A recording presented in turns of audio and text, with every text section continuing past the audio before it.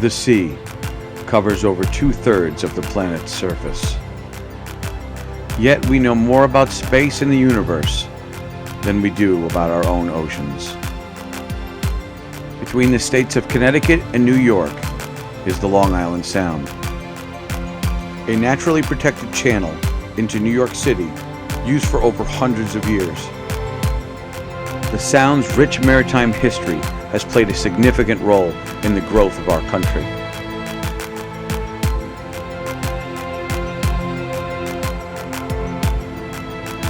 Join us as we explore its unsung residents and its forgotten history.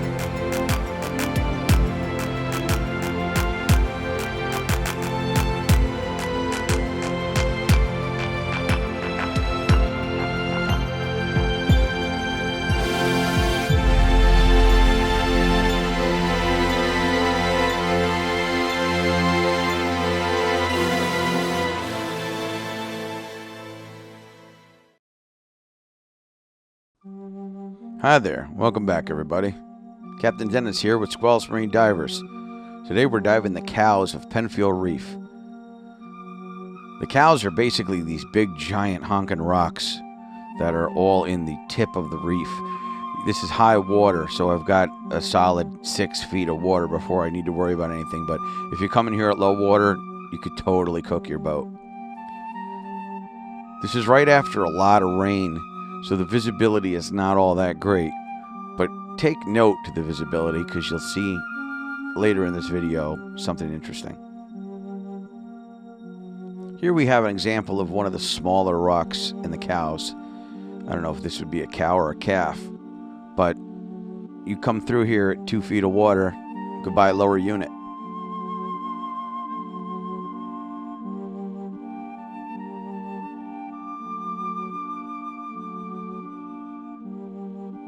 Now you can see the visibility has already started to improve. Why is that? Well, I'll tell you why. These guys, all these mussels, now you can see the visibility is even clearer. These mussels are filter feeders and they clean the water tremendously.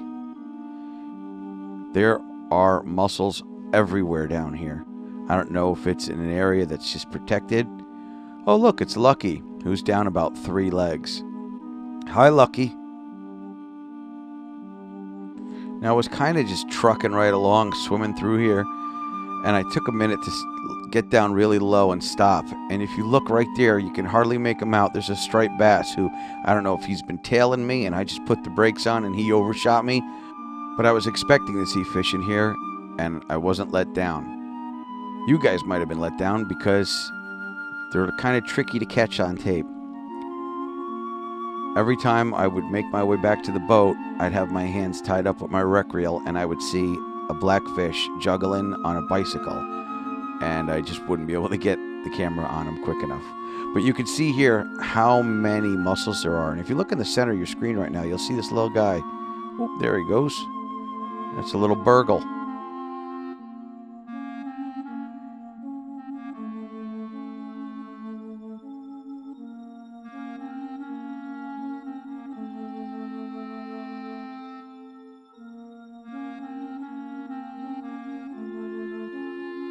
There's spider crabs hanging around with the mussels. I don't know if they play cards or whatever together, but here you can see just how many mussels there were. I mean, here I am swimming.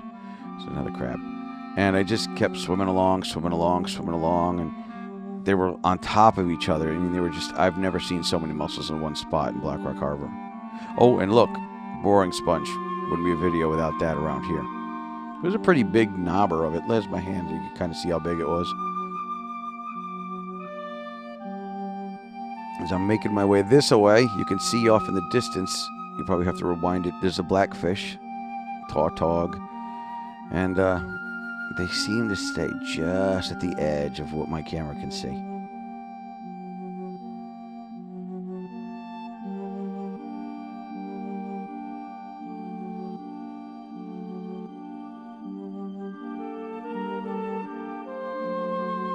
Here's another larger rock. This one's probably about the size of, say, a dishwasher or a washing machine or something.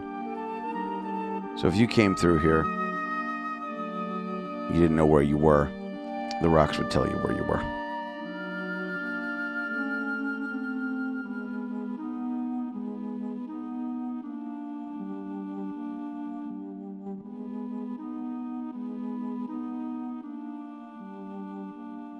I tell you, I've been diving in the Sound for 7 years, and this place was just so much fun. I could be neutrally buoyant. I could stay in the water column. I didn't have to be negative. I could see where I was going. There were things to see.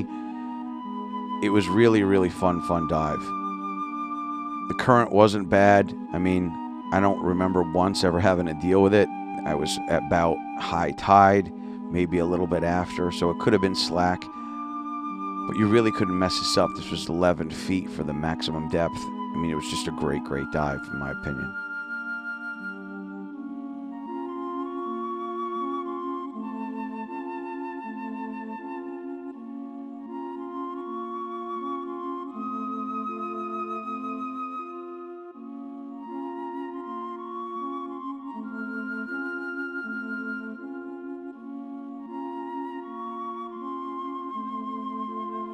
Now here's another rock, which is a little bit larger than the last one we had seen. Some of these rocks are about the size of cars. I was surprised to actually find flounder resting on top of these rocks that were a good 4 feet above the rest of the bottom. So if you're fishing in here, it's anybody's guess. Here we have the biggest moon snail I have ever seen. I mean, this guy was, look at him, there's my hand. He's almost the size of a baseball. And he was just hanging out. I spooked him there a little bit. Just making his way across the bottom. Nobody seemed to mess with him, so I wasn't going to start. So let Mr. Moon Snail go do his own thing. And here you can see evidence of fishermen. Just get this out of here. I try to collect the monofilament and the leaders, and I keep the lead weights.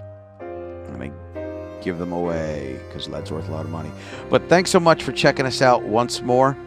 Captain Dennis here with Squalus Marine Divers. Be sure to check us out on Facebook, squalusmarine.com. And if you wouldn't mind, you can always purchase a t-shirt and help us keep filming our videos. Thanks so much. Until next time, I'm Captain Dennis.